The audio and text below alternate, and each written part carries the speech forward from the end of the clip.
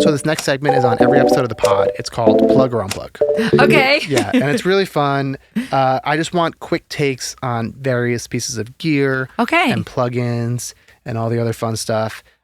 Basically, if it's something you use and you really love, say plug. If you want to go into why, great. If you don't, that's fine too. If you're not into it and it's something that you're just, don't really like anymore, or you used to love it and you don't like, unplug.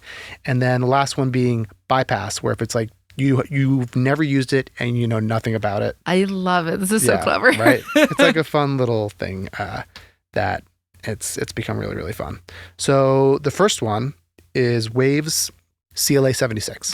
Unplug. Unplug, you don't like it? The second you said Waves, I'm like, unplug. I don't like a lot of Waves stuff. I don't know why I'm a Waves hater. I just, compared to UA, it sounds like cheap to me. Yeah, I mean, like, they're like, the reason why I like using some of them is like they're so low CPU intensive sometimes.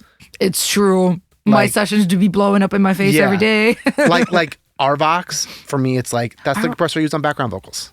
That's smart. I used to use it, and now I'm just like everything UA, but then like my session is like... Yeah, I wish I could. I'm like, now UA makes the Spark thing. I do. No, the Spark stuff is good. It's great. Good. It's really, really good. I'm like so glad they did it, because like as much as I love, like I'll always probably have UA interfaces, but it's really nice when I don't have to rely on that. I mostly use Spark now. Yeah. I have all... like the majority of the, what are they called? Like no, not native, the opposite. The ones that are tied to the gear. Yeah. But yeah, it's hard because I run out of DSP and I have like an X8. I'm like, what am I supposed to do? Right. It's like I can get more, I guess. But it's really, really great. So speaking of UAD, the Manly Vox Box. Plug. Yeah. What are you mostly using it on? Vocals. Obviously. Yeah, I just really like all the different ranges that are in it. It's really easy to dial in a sound. I'll put it on usually background vocals because my backgrounds are, processed differently than the leads. So I really also love the like crazy high end knob. Like it's just good. It's good, and you can really like kind of push it and it doesn't sound like you're pushing it too much. It's really quite nice. Very underused plugin here. Good Hertz's mid-side. It would be a bypass because I haven't used this, but I do like Good Hertz. I use their wow plugin all the time. It's so good. Okay, I feel like I actually really enjoy like a good mid-side EQ. Yeah. I feel like I need to try this out. It's good, and like it has like other functions too that are like super, super, super nerdy. I've also personally gotten into a lot of mid-side recording lately. It's for like pianos and acoustic guitar. It's like a really fun and different way. Like it tickles the engineer part of my brain, which is a lot of fun. I like it.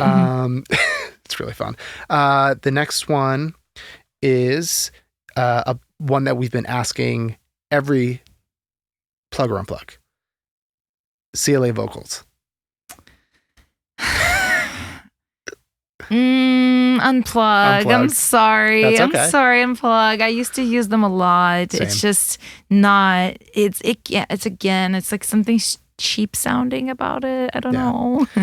I think it's what's happening now is like people were using it a lot. Kind of what I was saying earlier, in like the 2010s era, when people wanted those like bright in your face vocals. Yeah. And I think music's going kind of towards more like mid-forward sounding vocals. Okay.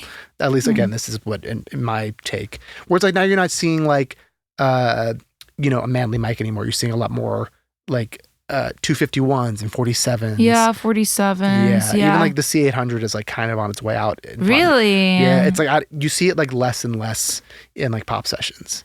Really? That is really interesting. I haven't like quite thought about yet.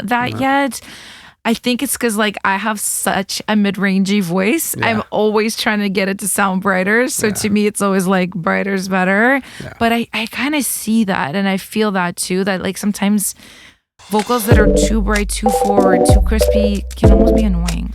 Yeah. Like at this current moment, where they weren't just a few years ago. Well, I think too, it's kind of what we were talking about earlier. Is now we're